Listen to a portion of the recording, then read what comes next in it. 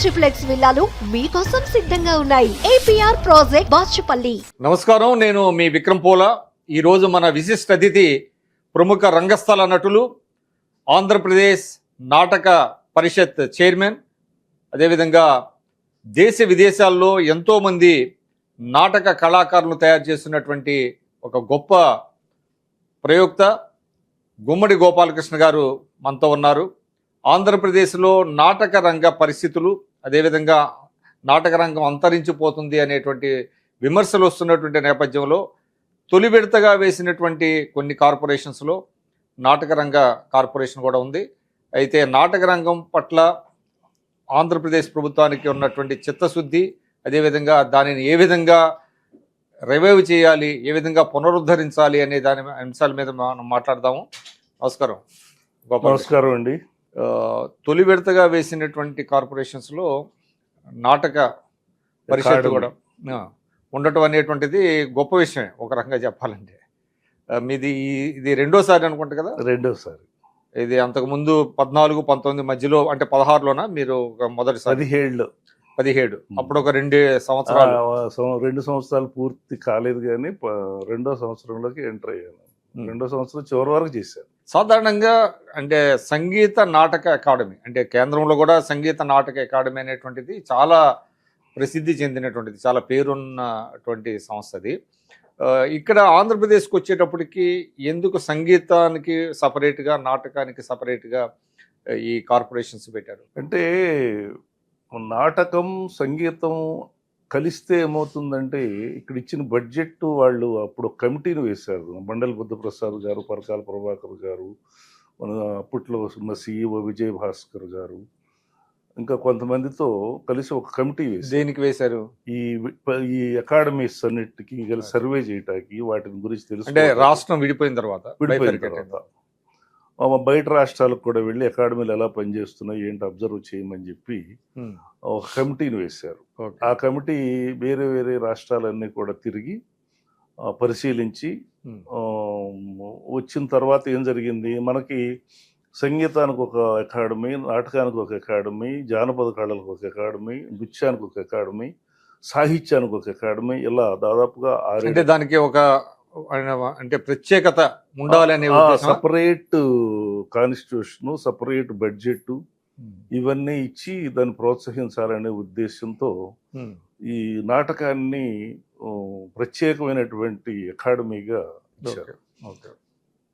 ఒక రంగం మంచిది, ఇది మంచిది.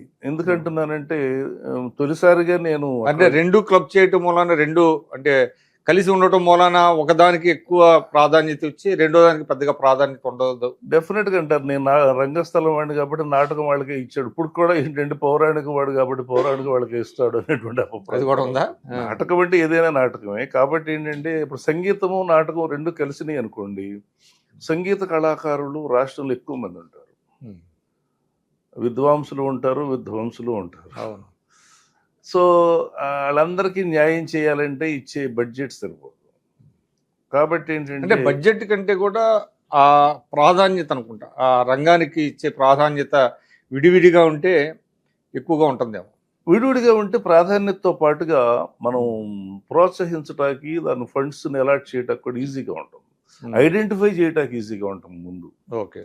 ముఖ్యంగా నేను నాటకవాడిని కాబట్టి నాటక రంగంతో సంబంధం లేనివాడు వస్తే నాకు ఇమ్మీడియట్గా దొరికిపోయేవాడు. నేను నాటకం వేస్తానంటే పద్యం పాడనేవాడిని. సో అలా కొత్త వాళ్ళని ప్రోత్సహించాం. నువ్వు నాటకం రాకపోవటం అనేది అతనికి అనర్హత కాదు, నాటకం వెయ్యాలనే ఇంట్రెస్ట్ ఉండటం అనేది అర్హత. ఆ ఇంట్రెస్ట్ని, అతను పనికొచ్చే విధానాన్ని పరిశీలించి ఆ ట్రైనింగ్ కూడా ఇస్తే నాటకం అభివృద్ధి చెందుతుంది కదా. అందరూ నిష్ణాతులకే మనం ఇస్తామనే నిబంధన ఏం లేదు అక్కడ. మాకు ఒక కమిటీ ఉండేది 11 మంది సభ్యులతో, ఒక వైస్ చైర్మన్ ఉండేవాడు. ప్రతిదీ కూడా మేము రిజల్యూషన్స్ మనం మీటింగ్స్లో పాస్ చేసుకుని, కమిటీ మీటింగుల్లో ఏదైతే పాస్ చేసుకున్నామో దాని ప్రకారంగానే మేము ఆచరణ చేసాం. ఓకే. ఇందాక మీరు అన్నారు, ముఖ్యంగా మీరు పౌరాణిక నాటకానికి బాగా ప్రసిద్ధులు. ముఖ్యంగా నేను శ్రీకృష్ణుడి మీ పాత్రధారి, అంటే మీరు శ్రీకృష్ణ పాత్రలో ఒదిగిపోతారు. బహుశా ఎన్టీ రామారావు గారి తర్వాత మీరేనేమో అనేటువంటి ఒక పేరు కూడా తెచ్చుకున్నారు. ఆ, మీరు ఒక ముందు ఆ శ్రీకృష్ణుడి పద్యంతో మీరు మొదలు పెట్టండి. శ్రీకృష్ణుడి పద్యం అంటే అనేకమైన పద్యాలు ఉన్నాయి. సరే, అంటే బాగా పేరు తీసుకొచ్చింది మీకు. సరేలేని జనములకు బాగా తెలిసిన పద్యం పడదాం. సంధికి అంగీకరింపవేని, ఇది రాయబారంలో జెండాపై కపిరాజు అనే పద్యం విపరీతమైనటువంటి పల్లెల్లో ఉన్నటువంటి గొడ్ల కాపరి కూడా ఆ రోజుల్లో పాడేటువంటి పద్యాలు. ఇప్పుడు కూడా ఏదన్నా ఇది జెండాపై కపిరాజు అంటే అండి వెళ్ళిపోతున్నారు. అటువంటి పద్యం అద్భుతమైన పద్యం అనమాట అండి. అది దుర్యోధనుడు ముందు కృష్ణుడు చెప్తాడు. దుర్యోధన, సంధికి అంగీకరింపవేని, కురుక్షేత్ర మహాసంగ్రామమే అనివార్యం బగునేని, రాబో కురుక్షేత్ర మహాసంగ్రామంబున మా మధ్యమ పాండవుని పరాక్రమంబును చిత్రీకరించుచున్నాడను సావధానముగా ఆకర్ణింపుము. జెండాపై కపిరాజు, జెండాపై కపిరాజు, ముందు శతవాజి శ్రేణియున్ కూర్చి నే దండంబున్గొని తోలు చందనము మీదన్ నారి సారించుచున్,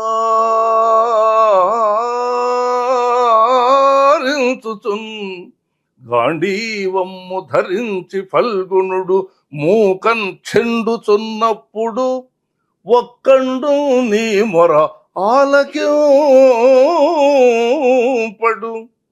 గాంధీవమ్ము ధరించి ఫల్గుణుడు మూకన్ చెండుచున్నప్పుడు ఒక్కండు నీ మొర ఆలకింపడు. కురుక్ష్మానాథ సంధింపగన్ ఆ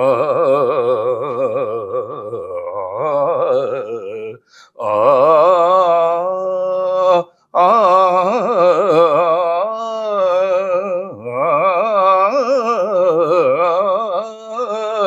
ఆ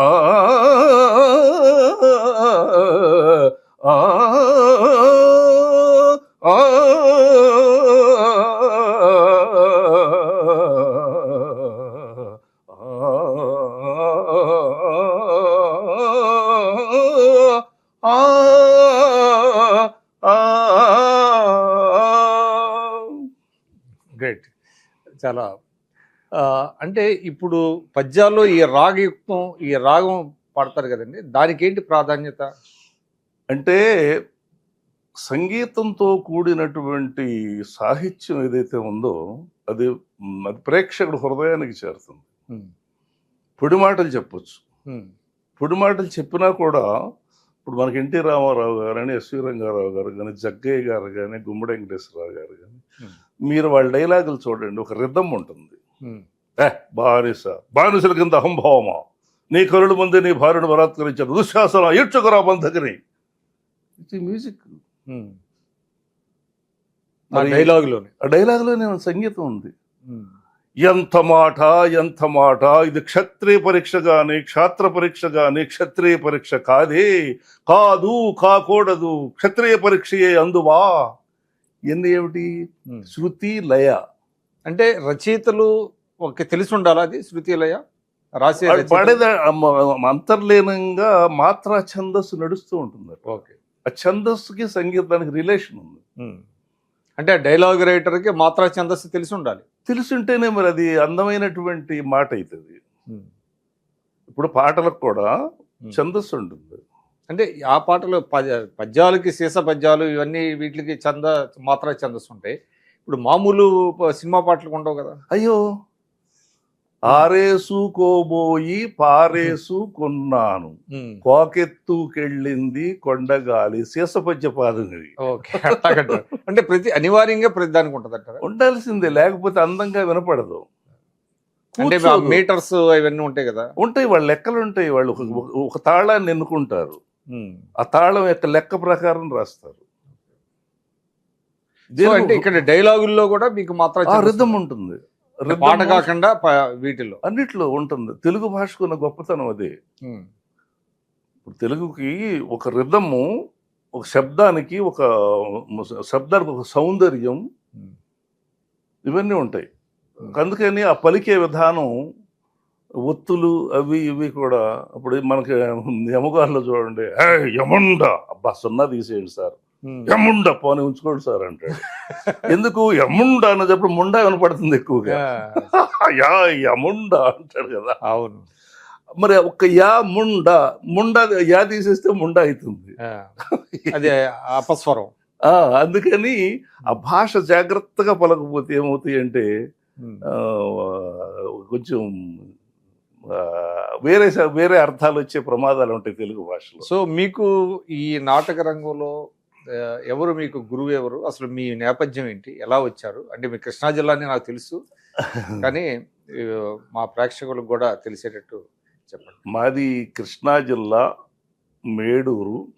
మా తండ్రి గారి పేరు అవనిగడ్డ దగ్గర మేడూరు. లేదండి, అవనిగడ్డ మా ఊరు దాటిన కట్టంటి వెళ్ళాం. ఇప్పుడు ఉయ్యూరు షుగర్ ఫ్యాక్టరీ ఉంది కదా, దానికి దగ్గరగా అయ్యలూరు, శ్రీకాకుళం మా ఊరు దాటిన తర్వాత. మా నాన్నగారి పేరు కీర్తిశేషులు గుమ్మడి నాంచారయ్య గారు. మా అమ్మ పేరు మహాలక్ష్మమ్మ. నా భార్య పేరు జయలక్ష్మి. మా అమ్మాయి పేరు నాగలక్ష్మి. మా అబ్బాయి పేరు శివరాం ప్రసాద్. ఎలా వచ్చారు మీకు ఈ నాటక రంగం? మీకు ఎలా వచ్చింది అంటే, మా ఇంట్లో మా నాన్నగారు అసలు వేలుముద్రే. నేను 10వ క్లాస్ పాస్ అయినాక మా నాన్నగారికి నాంచారయ్య అని సంతకం పెట్టేది నేనే నేర్పించా. తర్వాత అసలు మా ఇంట్లో వ్యవసాయ కుటుంబం. ఇంత చిన్న రైతు మా నాన్న. ఒక 6 ఎకరమో ఎంతో పంచుకున్నాడు తన తండ్రి దగ్గర నుంచి. అటువంటిది మేము 7 సంతానం. నేను 2వ వాడిని, 7 కొడుకులమే. అయితే ఆయన కష్టపడి, మా అమ్మ కూడా పొలం పనిచేసేది, కష్టపడి ఆ రోజుల్లో పాలేరుతనం అని పెట్టేవాళ్ళు. అందరూ పాలేరులుగా పెడుతున్న టైంలో మమ్మల్ని ఎందుకో మరి మా అన్నయ్యని కానీ నన్ను కానీ పెట్టకుండా, మా అన్నయ్యని స్కూల్లో పెడితే వాడేమో 5వ క్లాస్తోనే ఆపేశాడు. నన్ను బందరవి తీసుకెళ్ళి Nobel high school, Meduru school, ఇక్కడ అలాగా ఒక 10th క్లాస్ వరకు చదువుకోగానే 10th నాకు ఎక్కువ చదివేశాను అని అనిపించింది. ఎందుకంటే అప్పుడు ఊళ్ళో బ్రహ్మంగారు నాటకం మొదలు పెట్టారు. బ్రహ్మంగారు నాటకం మొదలుపెట్టి అంటే దీనికి ఒక నేపథ్యం ఉంది. మా మేనమామ గారు ఊరు బందర దగ్గర వాడపాలెం. అక్కడేం జరిగింది, మా అమ్మ ఏం చేసింది, బహుసంతానం కదా, ఏటా కానుపులు అని చెప్పేసి నన్ను తీసుకెళ్ళి మా అమ్మమ్మ దారపురెడ్డి కోటమ్మ గారని, ఆవిడ ఇది అంటారు ఫెరోషియస్ పర్సనాలిటీ అన్న. అలా ఆవిడ చూస్తేనే భయం వేసేది. అటువంటి మంచిది, దొంగ కొన్న అనేది కానీ అనేది కాదు. అటువంటి అమ్మమ్మ దగ్గర మా అమ్మ నన్ను వదిలేసింది. సరే అక్కడ ఆడుకోవటానికి భయమే, పాడుకోవటానికి భయమే. ఆ వాడపాలెం హరిజన వాళ్ళలో హార్మోనియం పెట్టి నాటకాలు నేర్చుకునేవాళ్ళు. నేను చిన్నప్పుడు ఎందుకో నాకు ఆ హార్మోనియం శబ్దం బాగా. తర్వాత నేను సరే అక్కడ ఉండగానే ఒకరోజు ఏం జరిగిందంటే, ఏదో చెరలాట్లనే ఆడుకుని వచ్చి బిక్కుమంట మంచం మీద పడుకున్నా. నొలక మంచాలు. అమ్మమ్మ కనబడితే తిడుతుంది. బాగా నిద్రపోయిన తర్వాత నన్ను ఎవరో వచ్చి లేపారు. లేపితే నువ్వు రారా అన్నారు. 5వ క్లాస్ కూడా లేదు, 3, 4 చదువుతున్నా. లేచి రారా మీ మావయ్య పిలుస్తున్నాడు అన్నారు. సరే లేచి వెళ్ళిన తర్వాత ఏదో మాటలు ఇచ్చి చెప్పమన్నారు. చెప్పా. బాగున్నాడు వీడు అన్నారు. అదేంటి, లంకెల బిందులు అనే నాటకంలో చిరంజీవి అనే చిన్న పాత్ర, బాలపాత్ర. ఆ ఊళ్ళో గారంగా పెరిగిన పిల్లలందరితో చెప్పించారు అప్పటికి. వాళ్ళు ఎవరు పలకలేకపోతున్నారు. మావయ్య వేసాడు దారపురెడ్డి రామన్న గారు అని పెద్ద మావయ్య. మావాడు ఉన్నాడు మా మేనలుడు అని గోపడు అని పిలిచేవాడు. మా గోపడిని తీసుకురండి అంటే సరే తీసుకెళ్ళి. అంటే గారంగా పెరిగినటువంటి వ్యవహారం కాదు. ఊళ్ళల్లో నాటక వాతావరణం ఉండేదా? చక్కగా ప్రతి ఊళ్ళో నాటకాలు నేర్చుకోవటం. వర్షాకాలం వస్తే పనే ఉంటుంది వాళ్ళకి. ఆటలు ఆడుకోవటం, నాటకాలు నేర్చుకోవటం, భజనలు నేర్చుకోవటం, ఇవన్నీ సంప్రదాయాలన్నీ ఉండేవి. మీ కోస్తా ఆంధ్రలో కూడా ఎక్కువ. అయితే ఏం జరిగింది, సరే నన్ను తీసుకెళ్లారు. నేను డైలాగులు చెప్పేసి నాకు వేషం ఇచ్చారు. ఆ నాటకం వేసాను, భయం లేకుండా బ్రహ్మాండంగా చెప్పేశానంట. ఇక ఆ శబ్దంతో హీరోని అయిపోయాను. ఇక అక్కడ అయిపోయింది నాటక ప్రస్థానం. ఆ తర్వాత మొదలైంది. ఎలా మొదలైందంటే, నేను బందర్ ఆర్సీఎంలో చదువుకున్నాను. ఆర్సీఎంకి జయరాజ్ గారని ఒక మంచి ఆర్టిస్ట్, ఆయన అమోఘంగా పాడేవాడు. క్రిస్టియన్ నాటకాలు, ఈ హిందూ నాటకాలు, క్రిస్టియన్ నాటకాలు కూడా అద్భుతంగా వేసేవాడు. ఆయన ప్రతి సంవత్సరం ఆయన నాటకం పెట్టేవాడు. ఆయన పాడుతూ ఉంటే ఏంటో చెవిటి లాగేసేది. ఓకే. ఆ తర్వాత పృథ్వీ వెంకటేశ్వరరావు గారి రికార్డులు, శ్రీరామాంజనేయ యుద్ధం రికార్డులు, ఆ రికార్డులు విన్నప్పుడల్లా మైండ్ ఎట్లా లాగుతూ ఉండేది. హమ్ చేయడం మొదలు పెట్టాం. వస్తూ ఉంది. సరే అదే 10వ క్లాస్ ఫస్ట్ తప్పానది, అప్పుడు బిల్డింగ్ కూలి పడిపోవటం, ఇది చాలా ఉందిలేండి హిస్టరీ. సో దాని మీద తప్పటం, మళ్ళీ ప్రైవేట్గా పాస్ అవటం. 71లో పాస్ అయ్యా 10th. అప్పుడు ఊళ్ళో నాటకం మొదలు పెట్టారు. అప్పటికి ఆ సంవత్సరం ఖాళీగా ఉన్నా కదా, 69 కొంచెం ఈ చేతులు నడుము అన్ని కొంచెం బాగుపడ్డాయి. ఇక తిరగటం మొదలు పెట్టాము. ఇంకా తిరగటం మొదలెట్టాక ఇదే ఊళ్ళో భజనలు, నాటకాలు, హార్మోని శబ్దాలు, ఇవన్నీ మనసును బట్టి గుంజేస్తున్నాయి. ఓకే. ఎక్కడ నేర్చుకుందామని నేర్పించేవాళ్ళు లేరు. ఇంట్లోనేమో నీ బొంద నాటకాలు ఏంటి, ఇవేంటి, అసలు నువ్వు అసలు ఎందుకు పనికొస్తాను, ముందు నడువు ఇరిగింది కదా, ఇట్లా వంగిపోయి ఉండేవాడిని. ఈ చెయ్యి ఇరిగింది, చెయ్యట్టు ఉండేది. ఈ చెయ్యి 2 ముక్కలైంది, అక్కడ బిల్డింగ్ కూలి పడింది. ఆ నడుము చెయ్యి ఎప్పుడైతే పోయిందో వంగిపోయి ఇట్లా ఉండేసరికి చూసేవాళ్ళకి ఎగతాలి కదా. ఈ దేనికి పనికిరాని వస్తువు కింద మనం ముద్ర పడిపోయాం. ఇంట్లో కూడా ఆడవుటోళ్ళే అని పని చెప్పేవాళ్ళు కాదు. మీరు పద్యాలు పాడతా? ఏం పాడతలేదు, ఉన్న పాడుతుంటే దొంగసాటుగా ఏదో నేర్చుకుని పాడుతూ ఉంటే దాన్ని ఎంకరేజ్ చేసేవాళ్ళు కదా ఎవళ్ళు. కానీ ఏమిటో నాకు పిచ్చి ఉండేది. నేను ఎక్కడంటే రిహార్సల్ అంటే అక్కడికి వెళ్ళిపోయేవాడిని. ఆ వెళ్ళిపోయి అక్కడ వాళ్ళు పాడనిస్తారేమో కాసేపు చూస్తే తెల్లారగట్ట వాళ్ళు రిహార్సల్, నైట్ అంతా రిహార్సల్ జరిగాయి. ఆ రిహార్సల్ జరుగుతుంటే కూడా ఊరంతా అక్కడ గుమ్మికూడేవాళ్ళు. ఓకే. హార్మోని పెట్టి ఊళ్ళోకి వచ్చింది అంటే ఏది ఆడేవాళ్ళు ఊళ్ళల్లో ఆ రోజు? బ్రహ్మంగారి నాటకం ఫస్ట్. బ్రహ్మంగారిదా ఫస్ట్ మీకు బాగా? అంటే ఫస్ట్ అంటే ఏముందో నాకు నేర్పించింది, నేను ఇటు వినగానే పట్టుకునేవాడిని. ఏది ఒక పద్యం చెప్పండి.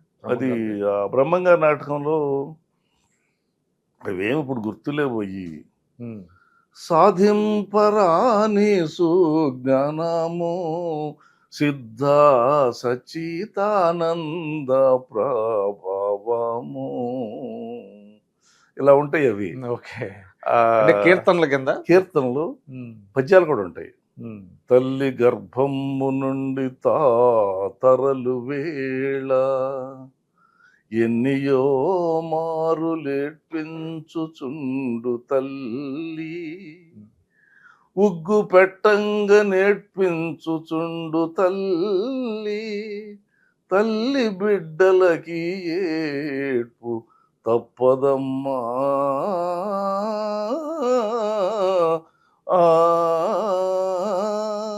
అప్పుడేదో ఒకటి చెప్పలేదందు వినకపోయాను అని ఆ రితంలో కొన్ని వస్తాయి. వస్తాయండి. చెప్పలేదంటనకపోయేరు నరులార మీరు చేరి మొక్కితే బతుక నేర్చేరు, చంచలం బగు జగతి లోపల శాశ్వతం ఒకటేదిరా, కనులు మూసి తెరచునంతలు కలిమిలేములు మారురా, చంచలం బగు జగతి లోపల శాశ్వతం ఒకటేదిరా. ఇవన్నీ ఇప్పుడు శాస్త్రం. అప్పట్లో వేమన గారి పద్యాలు కూడా పాపులర్ కదా? లేదు, మాకు రావయ్యి. మీకు రావా? ఆ ఊళ్ళో ఆ పాటలు, అందరి పాటలు వచ్చేసాయి. తర్వాత ఏంటంటే బ్రహ్మంగారు బుర్రకథ, అవి ఇవి అంటే ఏంటో తెలియదు. నేను అవి వినేవాడిని. విన్న తర్వాత ఎక్స్ప్లెయిన్ చేయటం, ఒక లీడర్స్ లాగా చిన్నప్పటి నుంచి ఒక లీడర్ లాగా ఉండేవాడిని. అంటే అందరూ చదువు లేని వాళ్ళు కదా. చదువుకున్నవాడు సాంఘిక నాటకాలు కూడా దర్శకత్వం. హరిజన వాడల్లో పాప నాటకాలు నేర్చుకుంటారంటే వెళ్తే మేము ఒక మఫ్లర్ వేసుకుని పెద్ద హీరోల్లాగా మాకేమో వచ్చినట్టు. అంటే వాళ్ళు పాపం రాదా హాస్పిటల్కి వెళ్ళొస్తా అనేవాడాడు. హాస్పిటల్ కాదురా హాస్పిటల్ అని చెప్తే డైరెక్షన్. అటువంటి సరదాలన్నీ అనుభవించి అప్పట్లో సాంఘిక నాటకాలు ఏ పాపులర్ అండి? రాముడు రంగుడు, అగ్నిజ్వాల, రక్తజ్వాల, మాలపల్లి, ఇవన్నీ క్లాసికల్స్. విలేజెస్ లో ఆడే నాటకాలు. ఎంఏ భాష అని ఆయన రాసేవాడు. సినిమాలన్నింటినీ రెప్లికా రాసేవాడు. అవి విలేజెస్లో బాగా పాపులర్. రక్తజ్వాల అంటే షోలే, రాముడు రంగడు, ఏమిటేమిటో నాటకాలు, అన్నింటికి బ్యాక్గ్రౌండ్ పాటలు పాడాను. ఓకే. ఈ సినిమాల్లో ఉన్న పాటలు అంటే నెలవంక తొంగి చూసింది బ్యాక్గ్రౌండ్ పాట మళ్ళీ మేము. ఓకే. భలే కుర్రదానా హుషారైన జాణ నీ వాడి చూపులలోన నేను ఓడిపోయానే, నీ వాడి చూపులలోన నే ఓడిపోయానే, లవ్ యూ గుడివాడ పాప. మా ఇష్టమే కదా, గుడివాడ నుంచి అమ్మాయిలు వచ్చేవాళ్ళు కదా హీరోయిన్స్, అలా హుషారు చేసేవాళ్ళు. ఓకే. తర్వాత అండి మీరు ఎన్టీ రామారావు గారితో అంటే మీరు తెలుగుదేశంతో ఎక్కువ నాకు తెలిసి అనుబంధం మీకు. అంటే తెలుగుదేశం పార్టీ తరఫున కూడా మీరు ప్రచారం, పద్య నాటకాల ద్వారా కొంత ప్రజల్లోకి తీసుకెళ్ళటం ఇవన్నీ చేశారు. ఎన్టీ రామారావు గారితో మీకు ఎలా అనుబంధం? అసలు సినిమా నటులతో ఎవరితో మీకు ఎక్కువ అనుబంధం? సినిమా నాకు సినిమాలో నాగేశ్వరరావు గారు, తక్కినే నాగేశ్వరరావు గారితో ఉన్నంత అనుబంధం దాసరి నారాయణరావు గారు, గుమ్మడి వెంకటేశ్వరరావు గారు, మురళీమోహన్ గారు, మోహన్ బాబు గారు, ఇలా ఇలా ఇంత స్వతంత్రంగా ఉండేది. నారాయణ రెడ్డి గారు బాగా చనువుగా ఉండేవాడిని. అదే రామారావు గారితో అంత చనువు లేదు, భయం. గోటేటి రామచంద్రరావు గారు మీకు తెలుసు కదా, ఆయన ద్వారా సారు నాకు పరిచయం రామారావు. ఎందుకంటే మా గురువు గారు పద్మభూషణ్ గారు కృష్ణ గారి జయంతి ఉత్సవాలకి చీఫ్ గెస్ట్ గా పిలిచాం రామారావు. నేనే ఆయన వేదిక మీదకి ఆహ్వానించాను. నా పద్యాలు గమనించి నాకు గోటేటి గారు చాలా నన్ను ఎంకరేజ్ చేసేవాడు. సో 19 ఎన్టీ రామారావు గారు పిఎస్గా ఉండేవాడు. పిఎస్గా ఉండేవారు. అది బట్ రామారావు గారితో కలిసి లండన్ వెళ్ళాను నేను. యూరోపియన్ తెలుగు అసోసియేషన్ ఫస్ట్ వార్షికోత్సవాలకి నేను Saumitri school of fine arts అని వాళ్ళు మమ్మల్ని పిలిచారు. మమ్మల్ని కొంతమంది సాంఘిక పద్య నాటక వాళ్ళని, బుర్రకథ టీం ఒకటి, కామెడీ స్కిట్స్, ఇలాగా ఒక 7 మందితో ఒక Saumitri school of fine arts అని సౌమిత్రి గారు మమ్మల్ని సెలెక్ట్ చేశాడు. ఓకే. అదే సమయంలో ఎన్టీ రామారావు గారిని, మేడం లక్ష్మీపార్వతి గారిని కూడా యూరోపియన్ తెలుగు అసోసియేషన్ 94 నాకు తెలిసి ఆ టైంలో చేసినప్పుడు మేము ఒక ఫ్లైట్ లో వెళ్ళాము. అంతేగాని ఆయన ఎక్కడ ఉంటాడు, మనం ఎక్కడ ఉంటాం, ఎకానమీలో ఉంటాం మనం. అంటే మీరు శ్రీకృష్ణుడి పాత్ర వేస్తున్నారన్న విషయం ఆయనకి తెలిసిందా? తెలుసు, కానీ అంటే మద్రాసులో జరిగినటువంటి ప్రపంచ మహాసభల్లో నేను డివిఎస్ రాజు గారు నన్ను ఐడెంటిఫై చేసి అక్కడ రాయవారం నాటకం వేయించారు. అక్కడే పుండరీకాక్షి గారు, బలరామ్ గారు వీళ్ళందరూ నన్ను చూశారు. చూసి అరే భలే ఉన్నాడే కుర్రాడు, బాగా పాడుతున్నాడు అని చెప్పేసి మళ్ళీ ఇక్కడ రామానాయుడు కళామండపంలో ఉగాది ఉత్సవాల్లో వేయించారు. అందరూ సినిమా యాక్టర్. రామానాయుడు గారు నన్ను షూట్ చేశాడు. ఆ రోజే గుమ్మడి గారు పరిచయం. గుమ్మడి గారు మీవాడేను అని చెప్తుంటే ఆయన ఎవరబ్బాయి అనుకుని వచ్చి ఇలాగా గోపాలకృష్ణ ఏ ఊరమ్మ మీది, దోసపాడా లేకపోతే ఏ ఊరు అంటే కాదు సార్ మేము నాయుళ్ళని, కృష్ణా జిల్లా నాయుడిని. నాయుడులో కూడా గుమ్మడాళ్ళు ఉన్నారా అన్నాడు. ఓకే. ఎవరైతే ఏంట్లేనైనా మన గుమ్మడి అంటే ఒకటే పాదు ఒకటే అని ఆ రోజు నుంచి ఎంత నన్ను ఒక బిడ్డలాగా, చనిపోయే వరకు కూడా ఒక బిడ్డలాగా నన్ను ఆదరించారు. ఆ పిల్లలు కూడా తర్వాత నన్ను అలాగే ఒక కుటుంబ సభ్యుడిలాగాని, చనిపోయినాక కానీ, ఆ తర్వాత కానీ, ఇప్పటి వరకు కూడా. అయితే ఎన్టీ రామారావు గారు మీతో ఏమన్నా పద్యం పాడించుకోవటం లేదు, కలగలేదా? నాగేశ్వరరావు గారి దగ్గర అయితే ఎదురుకుండా కూర్చుని ఒక్కొక్క రోజు అయితే సార్ వెళ్ళిపోతాం కష్ట టైం కూర్చో అనేవాడు. అంత అనుబంధం ఏమనేవాడు ఆయన. ఎంతో, ఎందుకంటే స్ఫూర్తి ఎలా నింపేవాడంటే ఆయన, ఆత్మవిశ్వాసాన్ని ఎలా నింపేవాడంటే, ఎలా మనిషి ఎలా పైకి రావటానికి మార్గదర్శకం డైరెక్ట్ గా చెప్పేవాడు కాదు. నేనున్నానయ్యా, నా వాయిస్ పేల వాయిస్, పొట్టివాడిని, నా లోపల కళ్ళు, ఏ రామారావు పోత విగ్రహం, ఎలా ఎదుర్కొన్నాను అతన్ని, ఎలా చెప్పినప్పుడు అలా చెప్పి నువ్వు కూడా బాగుంటావా మేకప్ వేస్తే అన్నాడు. సార్ మీకు నాకు ఎక్కడ సార్ అండి, నువ్వు కూడా బాగుంటావు, వేషం వేస్తే. మీకు వేషాలు ఎందుకు రాలేదు మరి సినిమా ఫీల్డ్? వేసినట్టున్నారుగా, మీరు వేమన వేస్తారా? నేను షూట్ చేశాను. వేమన, శ్రీనాథుడు, రాయబారం 3 ప్రాజెక్టులు నేను షూట్ చేశాను. లైక్ ఫిల్మ్ లాగా చేశాను. నేను శ్రీనాథుడు మీది చూశాను, చాలా సినిమా అద్భుతంగా. లాగానే తీశాను అది. అంటే ఎడిటింగ్, డబ్బింగ్, రీ రికార్డింగ్, ఆ, మిక్సింగ్. మీరు అసలు శ్రీనాథుడు పాత్ర Yes, ఆ పాత్ర ఎన్టీ రామారావు గారిని ప్రపంచవ్యాప్తంగా గుర్తింపు తెచ్చింది. ఒక పద్యం పాడండి శ్రీనాథ్. అది మన ఆయన ఇక్కడికి వెళ్తాడు, విజయనగరం వెళ్తాడు.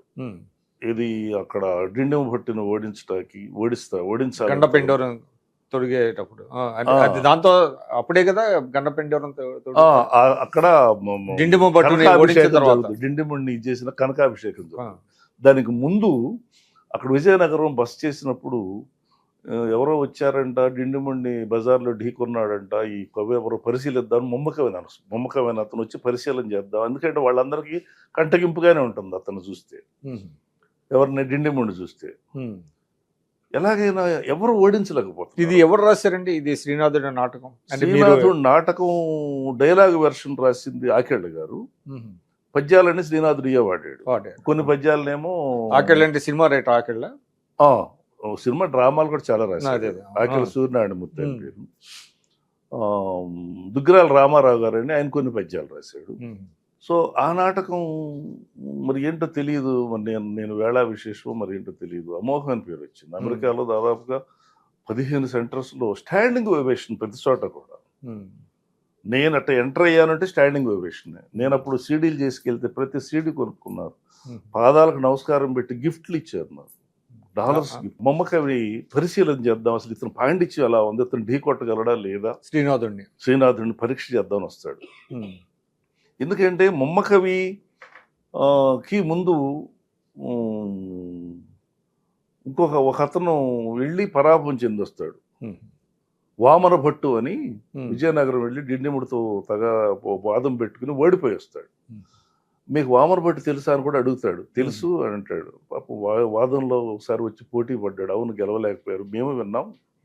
నువ్వేదో అన్నిట్లోనూ బాగా నీ పాండిత్యం ఒకసారి చెప్పు, ఈ పంపా విరూపాక్షుణ్ణి, ఈ కర్ణాటక దేశ సౌభాగ్యాన్ని వర్ణిస్తూ ఒక ఆశుగా పద్యం చెప్పమంటాడు.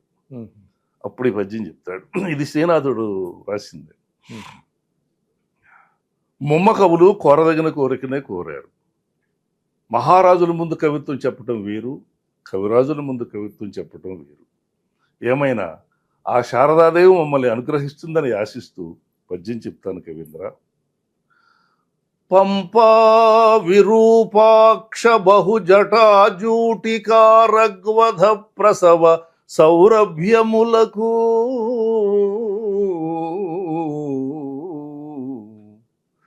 పంపా విరూపాక్ష బహుజటాజూటికారగ్వధ ప్రసవ సౌరభ్యములకు తుంగభద్రాసముత్తుంగ వీచి ఘట గంభీర ఘుమ ఘుమారంభములకు కళసాపుర ప్రాంత కదళీ వనాంతర ద్రాక్షాలతా ఫలస్తవకములకు కర్ణాటగామిని కర్ణహాటక రత్న తాటంక యుగధాళ ధళ్యములకు నిర్నిబంధ నిబంధమైన నయు కవిత తెనుగునను సంస్కృతంబున పలుకనేర్తు ప్రౌఢదేవేంద్రరాయ భూపాలవరుని సమ్ముఖంబున దయదూడు ముమ్మసు కవి.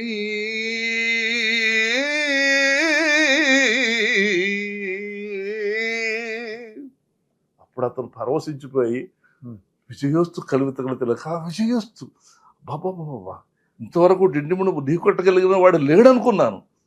ఏమి పాండిత్యం, విజయోస్తు అని చెప్పేసి అప్పుడు అదొక అద్భుతమైన సన్నివేశం. ఇప్పుడు ఆ ముంబకవి పాత్ర మనకు ఇప్పుడు సినిమాల్లో ప్రముఖంగా ఉన్నాడు గోపరాజు రమణ, అతను వేసేవాడు. అతను నేను అక్కడ సీన్ చేస్తుంటే మీరు చూసిన వీడియోలో కూడా రమణే ఉన్నారు. నేను రవీంద్ర భారతిలో చూసాను మీది. ఓకే గోపరాజు రమణ చేశారు. అయితే మీకంటే దీని మీద పెద్ద ఆదాయం ఉండదు కదా, నాటకాలు వేసే వాళ్ళకి ఆదాయం అంటే ఇప్పుడు మనం ఏది చేసినా కూడా చిత్తశుద్ధిగా నమ్ముకుని చేస్తే ఇప్పుడు ఆదాయం లేకపోతే నేను ఇలా ఎలా ఉన్నాను? నాకు వేరే అప్పట్లో నేను వచ్చి రియల్ ఎస్టేట్ చేశా. ఒక సొసైటీకి ఇప్పుడు నేను ప్రెసిడెంట్ని కూడా. ఆ ల్యాండ్ అంతా అంటే నేనేది దీనిని ఒక కెరీర్ లాగా ఎంచుకోవటం వేరు, దీని పట్ల మీకు అభిమానంతో చేయటం వేరు. రైట్. ఇప్పుడు ఏంటంటే మన దాన్ని వృత్తిగా తీసుకునేటువంటి రోజులు గతంలో ఉండేవి. ఇప్పుడు ఏమైందంటే నేను కూడా 70s వరకు ఉందేమో, 80s 90s కూడా ఉంది. 90s కూడా ఉందా? ఇప్పుడు మేము 2000 వరకు రవీంద్ర భారతిలో గారు నాటకాలు ఆడుతుంటే విపరీతంగా వచ్చేవాళ్ళు జనం. టికెట్ కొనుక్కొని స్పాన్సర్షిప్లు వచ్చాయి. స్పాన్సర్షిప్. ఇప్పటికీ నేను నాటకం వేస్తుంటే నా నాటకానికి వస్తున్నారు. అలా స్టార్డమ్ ఉంటుంది కొంతమందికి.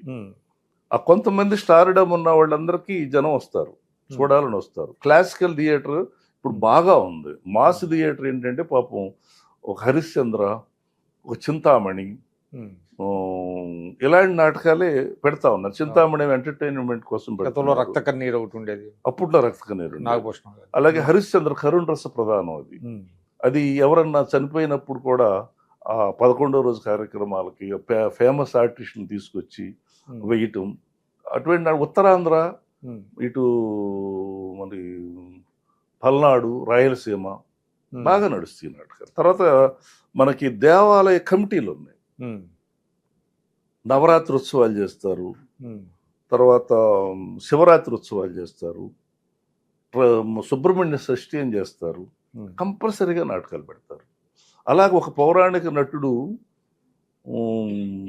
ఇండివిజువల్గా సంవత్సరానికి ఒక 40-50 నాటకాలు ఈ కమిటీల మీద ఆధారపడి అతను డెఫినెట్గా అతను లైఫ్ లీడ్ కొంత. కాకపోతే ఏంటంటే పొదుపు అనేది మనం కొంతమంది నటులు తీసుకుంటేనేమో చాలా నాటకం వల్ల పేరు కీర్తితో పాటుగా ఆదాయం కూడా మనం సమకూర్చుకుని పొలాలు కొనుక్కుని వాళ్ళ పిల్లల్ని మంచి మంచి పొజిషన్లోకి తెచ్చుకున్నటువంటి వాళ్ళు ఉన్నారు. అంటే సినిమాలకు వెళ్ళకుండానే సినిమా అనేది అప్పుడు సినిమా హాల్ కూడా క్లోజ్ చేసి నాటకాలు పెట్టేవాళ్ళు. అంటే చాలా మంది సినిమా నటులు అంటే నాటక రంగం నుంచి వెళ్ళిన వాళ్ళే కదా చాలా మంది. సాంఘిక నాటకం నుంచి వెళ్ళిన వాళ్ళే కానీ పద్య నాటకం నుంచి, ఎందుకంటే పద్య నాటకానికి ఒక స్లాంగ్ ఉంటుంది. ఒకప్పుడు బిగినింగ్ డేస్లో పద్య నాటకానికి రఘురామయ్య గారి టైంలో ఈలపాటి రఘురామయ్య గారు, వేమూరి గగ్గయ్య గారు, మా తర్వాత మన పువ్వుల సూరిబాబు గారు, వీళ్ళందరి టైంలో పద్య నాటక నటులే సినిమా నటులు. ఓకే.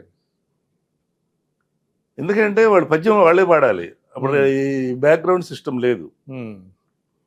ఆ పువ్వుల సూరిబాబు గారు అసలు పోతున్నావా, అది యమధర్మరాజు పాట ఒకటి ఉంది కదా, అది వెళ్ళిపోతున్నావా, వేమూరి గగ్గయ్య గారు. తర్వాత ఒల్లూరు వెంకటరామయ్య చౌదరి గారు, ఆయన మాయల పకీర్ వేస్తే పిండాలు కదిలిపోతే గర్భిణీ స్త్రీలు రావద్దని పాంప్లెట్లు ప్రింట్ చేసేవాళ్ళు. ఓహో, అటువంటి చరిత్ర తర్వాత కూడా ఆ స్లో నుంచి తెర ఎప్పుడైతే నాగేశ్వరరావు గారు ఉండగా కూడా, రామారావు గారు ఉండగా కూడా, రంగారావు గారు ఉన్నప్పుడు కూడా సినిమాకి నాటక రంగస్థల నటులందరూ చాలా గౌరవంగా. గుమ్మడి వెంకటేశ్వరరావు గారు చెప్పింది ఏంటంటే మొట్టమొదటి హరిశ్చంద్రలో విశ్వామిత్రుడు వేశాడు ఆయన. ఇది తర్వాత ఎస్వి రంగారావు గారు హరిశ్చంద్రలో. ఆ హరిశ్చంద్రలో వేస్తే వేయక ముందు ఆ హరిశ్చంద్ర పాత్రకి వాళ్ళ గురువు గారు అయినటువంటి మాధవపేద వెంకటరామయ్య గారిని రికమెండ్ చేశాడు.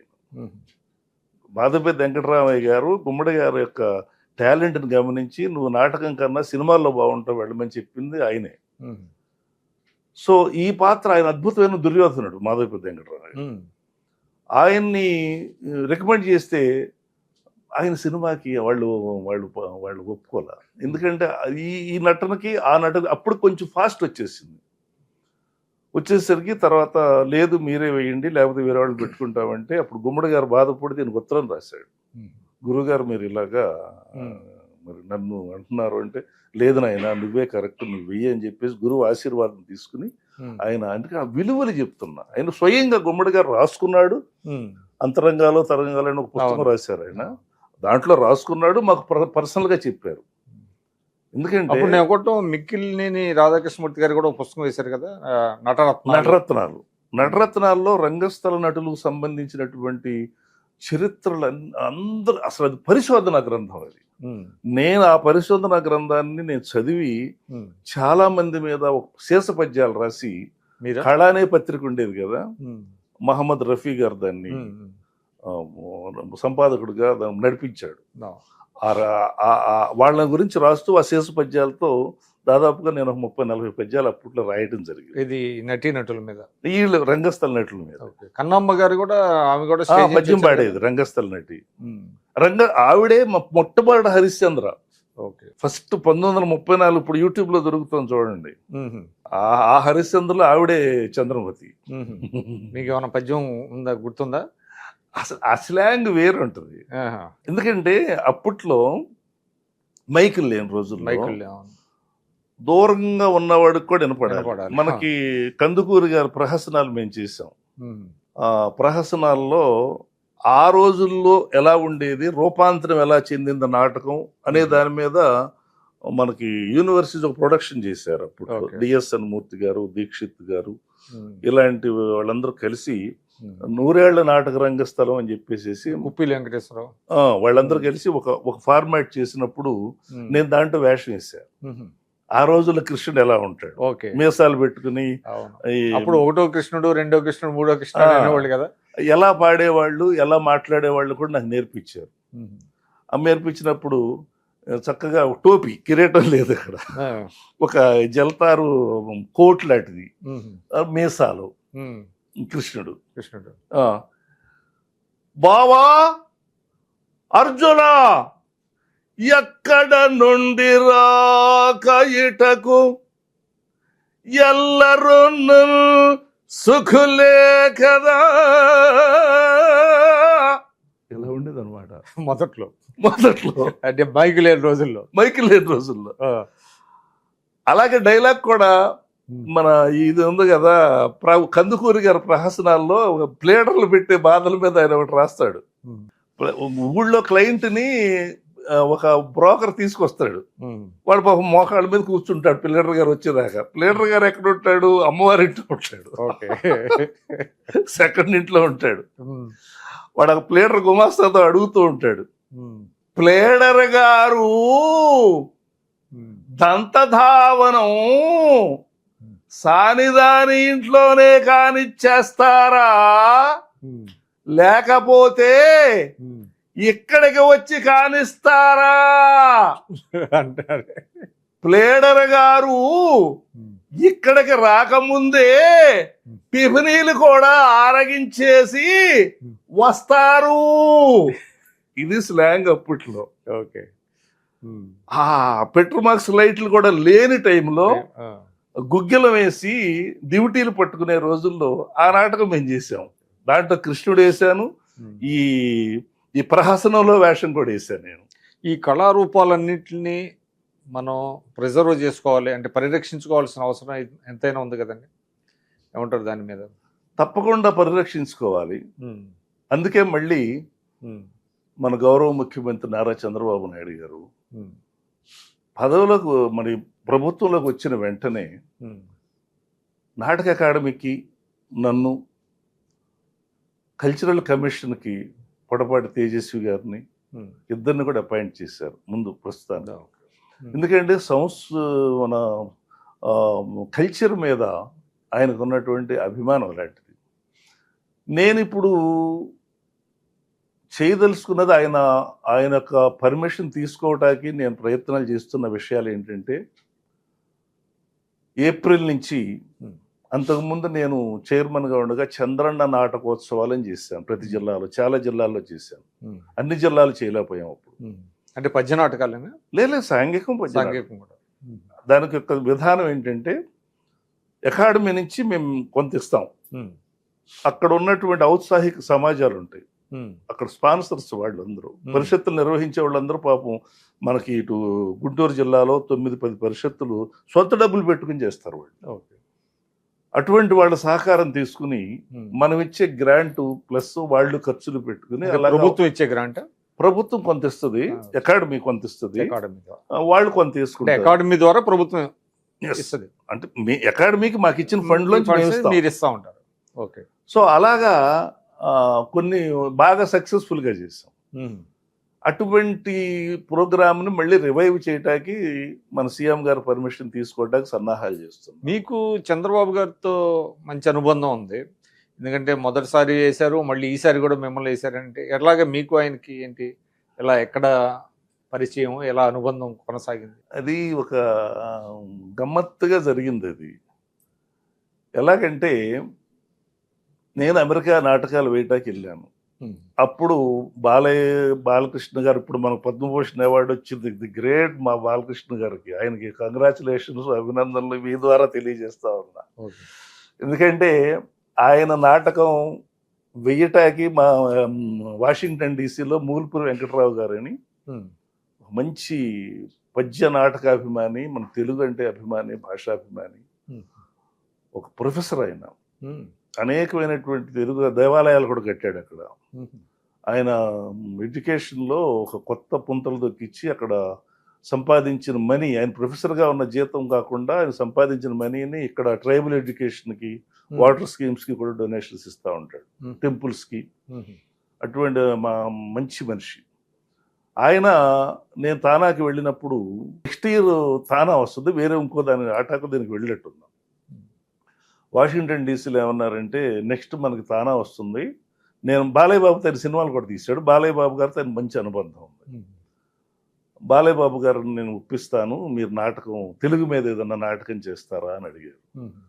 చేస్తామండి, మీరు బాలకృష్ణ గారిని ఒప్పిస్తే ఇంకంతకన్నా ఏం కావాలి అని చెప్పేసి మరి పరుచూరు గోపాలకృష్ణ గారిని అందరినీ చేసేసి తెలుగు విజయం అని నేను ఒకటి రాశాం.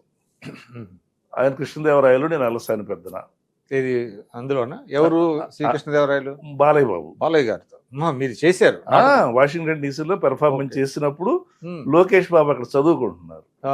లోకేష్ బాబు చదువుకున్న తర్వాత ఒక రోజు లోకేష్ బాబు కలిసే అవకాశం దొరికింది అక్కడ చందు సాంబశివరావు గారు, వేమన సతీష్ గారు, బాబు, వీళ్ళందరూ కూడా కలిసి చక్కగా అప్పుడప్పుడు కలుస్తూ ఉండేవాడు. ఆ సందర్భంగా నా వాయిస్ అది విని తాతగారి మీద ఏదైనా చేయొచ్చు కదా. ఏం చేస్తాం, మహానుభావుడైనా, వీడియోస్ ఉన్నాయి, సినిమాలు ఉన్నాయి, ఆయనకు ఇదే ఉంది, ఆయన ఎక్కడ వెళ్ళారు, మన మధ్య ఉన్నారు కదా రోజు అని ఒక ఆడియో ప్రాజెక్ట్ చేస్తే బాగుంటుంది. బుర్రకథ, హరికథ, లైట్ మ్యూజిక్, వ్యాఖ్యానం, పద్యం అన్నీ కూడా చేసి నేను ఎప్పుడు అల్లూరి సీతారామరాజు బుర్రకథని విన్నట్టు నాకు గుర్తు అనమాట. ఆ ఫార్మాట్లో అయితే బాగుంటుందేమో ఆలోచించుండేనంటే, ఓకే మీరు ఇండియా వెళ్ళగానే నాన్నగారు మీకు ఫోన్ చేస్తారు, మీరు వెళ్ళండి. సరే, నేను ఇండియా రాగానే అప్పుడు పవర్లో గవర్నమెంట్ లేదు మంది, సార్ నాకు ఫోన్ చేశారు. వెళ్ళి సరే ఓకే ఓకే ఓకే అంటే నందమూరి రామాయణం అనే ఒక సబ్జెక్ట్ సుద్దాల అశోక్ తేజ గారితో రాయించి, బాలసుబ్రహ్మణ్యం గారితో పాడించి, చందు సాంబశివరావు గారు దానికి ఎవరికి అవకాశం లేదు, నేనే స్పాన్సర్ చేస్తాను అని చెప్పి ఆయన మనీ అంతా ఆయన పెట్టి, నేను దానికి పద్యాలు పాడి, జొన్నవెత్తులు గారు పద్యాలు రాశాడు, వీణాపాణి సంగీతం చేశాడు, మనకి భగవద్గీత గంగాధర్ ఉన్నాడు కదా, ఆ ప్రాజెక్ట్కి చాలా హెల్ప్ చేశాడు. మేమందరం కలిసి ఆ ప్రాజెక్టుని అమెరికాలోనే చంద్రబాబు నాయుడు గారి చేతుల మీద రిలీజ్ చేసి 5,000 CDలు ఆ రోజుల్లో పంచిపెట్టాం. నందమూరి రామాయణం అంటే ఎన్టీ రామారావు గారి మీద జీవితం అంతే. అంటే అది పద్య రూపకంలో బాలసుబ్రహ్మణ్యం గారు పాడింది లైట్ మ్యూజిక్, పాటలు, వ్యాఖ్యానాలు. నందమూరి తారక రామారావు గారి మీద ఆ నందమూరి రామాయణంలో జొన్నవెత్తుల రామలింగేశ్వరరావు గారు రాసిన పద్యం. ఆ వాగ్దాటియు ఆత్మశక్తియు జనాహ్లాద ప్రభాభాసుర ప్రావీణ్యంబును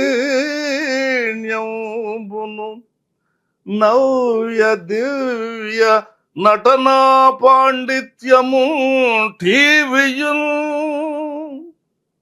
యావత్ భారతమందే కాదు కనగా యావత్ ప్రపంచంబునన్ లేవు ఎవ్వారికి నందమూరికి వలె ఇట్లీ రీతి సత్కీర్తిగా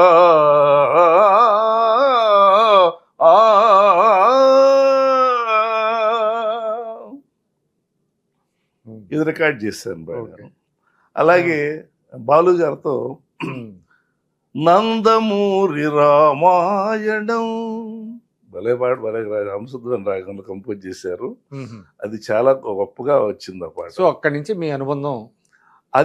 అది రాస్తున్నప్పుడు స్క్రిప్ట్ ప్రతిరోజు వినేవాడు ఆయన.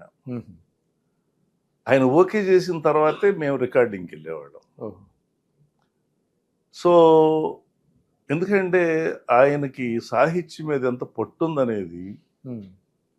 ఒక్కోసారి సుద్దాల అశోక్ తేజ వచ్చి ఏంటండి ఆయన అసలు ఎంత గొప్పగా చెప్పేస్తాడు, అసలు మనకు ఆలోచన రాదు, సాహిత్యం అంటే ఏంటండి, చంద్రబాబు నాయుడు గారికి ఎంత పాటలు కూడా దగ్గరుండి రాయించుకుంటాడు కదా. మేము ఉన్నాగా, పాటల టీంలో ఉన్నాగా నేను. ఆయన ఒకసారి పట్టాను ఆయనకి నచ్చవు, ఎవరు రాసినా సరే. ఇప్పుడు జొన్నవిత్తులు గారే కాదు, సినీ కవులందరూ కూడా రాస్తే ఆ కర్మ కర్మ కర్మ పాటకి రామజోగ శాస్త్రి వీళ్ళందరూ కూడా వచ్చారు. చివరికి కాసర్ల శ్యామ్ రాసింది ఫైనలైజ్ చేశారు. మరి అది అదృష్టమో మరి ఏమో తెలియదు. నేను ఏ పాట తీసుకెళ్ళినా నచ్చుద్ది ఆయనకి. నేను అశోక్ తేజతో రాయించిన పాట అయినా, నేను రాసిన పాట అయినా అన్నీ నచ్చుతాయి.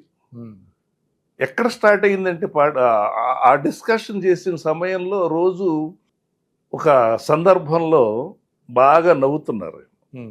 ఎంతంటే అసలు నేను అశోక్ తేజ ఇద్దరమే ఉన్నాం. ఆయన పక్క చక్కగా ఏదో సందర్భాన్ని నవ్వుతున్నారు.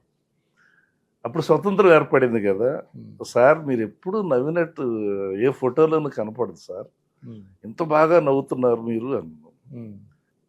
నేను నాటకం కూడా వేసాను అన్నారు ఆయన. ఫుట్బాల్ ప్లేయర్ని ఎన్ని చెప్పారు. ఎందుకంటే అంత శివప్రసాద్ అని ఆయన ఫ్రెండ్ శివప్రసాద్ ఎంపీగా కూడా పనిచేశాడు. శివప్రసాద్ గారు అని చెప్తారు కానీ దొంతాల ప్రకాష్ అని ఇప్పటికీ నాటకాలు వేస్తాడు, విజయవాడలో ఉన్నారు. ఆయన మొన్న చెప్పాడు ఎస్ఐ వేషం వేయించింది ప్రకాష్ గారు. మరి శివప్రసాద్ గారు ఏమేమి వేషాలు వేయించారని నాకు ఐడియా. అంటే కలిసి వేశారు. దొంతాల ప్రకాష్ ఈయన ఒక రూమ్మేట్స్ విజయవాడలో ఉన్నారు. ఆయన ఎంఏలో అనుకుంటారు, డిగ్రీ కాదు, డిగ్రీలోనేమో మన శివప్రసాద్ స్కూల్ నుంచి ఉన్నారు. చంద్రగిరి. ఈ దొంతాల ప్రకాష్ ఏమో పోస్ట్ గ్రాడ్యుయేషన్ లో కలిసి ఒక రూమ్ లో ఉండేవారు. అప్పుడు నాటకం వేయించారు, మార్పు అనేది నాటకం చెప్పారు, దాంట్లో ఇన్స్పెక్టర్ వేషం చేశారు. ఆ ఫోటో కూడా ఆయన ఇస్తే పాపం తీసుకున్నారంట మనాళ్లే, ఎవరో తిరిగి ఇవ్వలేదంట. అదే మనం ఫీల్ అయ్యారు. సో ఆ అనుబంధం నాకు నిజంగా రాజకీయాల మీద వీటి మీద లేదు. నేను పార్టీ అనే దాని మీద అభిమానినే కానీ నాకు అప్పటికి నేను నాటకాల్లో, నేను ఆ బిజినెస్లో బాగా బిజీగా ఉన్నా. అంటే ఎందుకంటే నాకేం లేదు వెనకాల. అంటే ప్రవృత్తి మీకేమో నాటకాలు, వృత్తి ఏమో వేరే వ్యాపారం, ఏదో చిన్నగా ప్లాట్లు అమ్ముకోవటం. అనేది కూడా పెద్ద ఏదో రియల్ ఎస్టేట్ అంటూ ఏదో పెద్ద ఇది కాదు. మా సొసైటీ ఉండేది, సొసైటీలో ఎంప్లాయీగా ఉన్నాను. దాని నుంచి నేను దాంట్లోనే ప్రమోషను, ల్యాండ్ మీద వర్క్ చూడటము, ప్లాట్లు అమ్మటం ఇట్లా చేసేవాడు. అది నాకు ఇన్కమ్ బాగానే ఉండేది. ఎందుకంటే ఆ రోజుల్లో చాలా తక్కువ రేట్లు కదా, బజార్లో వ్యవహారాలు కూడా 200-300 పెడితే. మీ ప్రవృత్తి నాటక రంగం కాబట్టి దీని మీద ఎక్కువ కాన్సన్ట్రేషన్ ఉంటుంది. కానీ ఇటు నెట్టబడ్డా. ఎందుకంటే ఏ నాటకం వేస్తే ఆ నాటకం సక్సెస్ అయిపోద్ది, ఎవరు వదిలిపెట్టట్లే నన్ను. ప్రతి సమాజం, సిటీలో ఉన్న ప్రతి సమాజం నన్ను అడుగుతోంది. ఎన్ని వేస్తుంటారు నాటకాలు?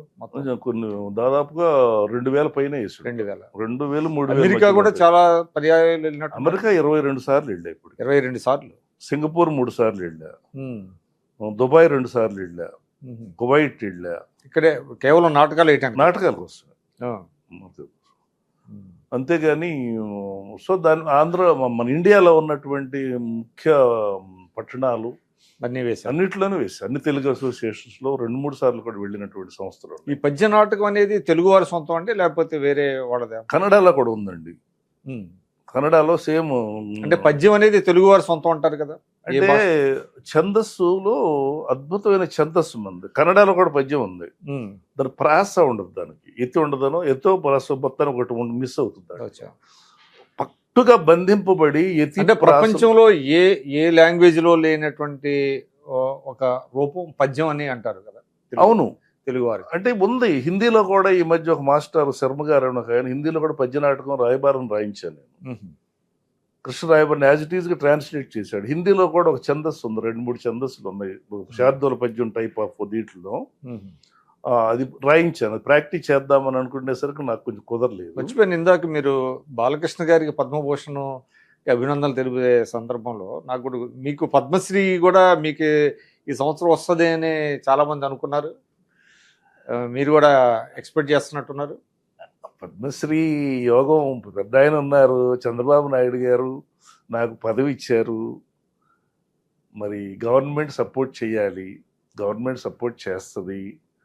మరి ఇంకా నాకేం అర్థం అంటే కొన్నిసార్లు అంటే పద్య నాటకానికి గుర్తింపు వచ్చినట్టు అవుద్ది మీకు పద్మశ్రీ. అంటే పద్మశ్రీ మనకి ఈ సంవత్సరం ఎందుకు రాలేదు అనే దాని మీద నేను ఇవన్న పదవి అన్నీ ఉన్నాయి కదా, మరి దాన్ని ఎందువలన, ఎందుకంటే చంద్రబాబు నాయుడు గారు ఇవన్నీ మనం అఫీషియల్గా మాట్లాడుకోకూడని విషయాలు. కానీ అంటే ఇప్పుడు మీరు అధికారిక అంటే ఒక పదవిలో ఉన్నారు కాబట్టి మీకు పదవి రాలేదనే అట్టేం కాదు, పదవిలో ఉన్నంత మాత్రం చేత రాకూడదని ఏం లేదు.